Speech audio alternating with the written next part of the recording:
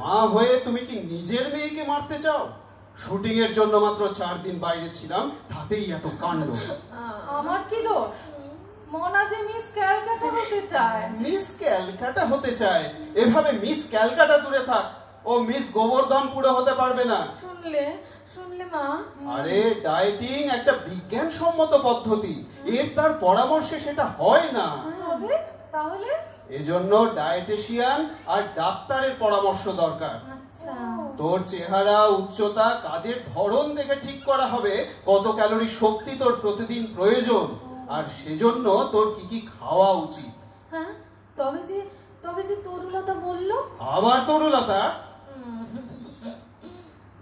ও শিবু। হ্যাঁ শিবু, হ্যাঁ, বলছি তোর চেহারাটা যে বড় শুকনো শুকনো লাগছে রে।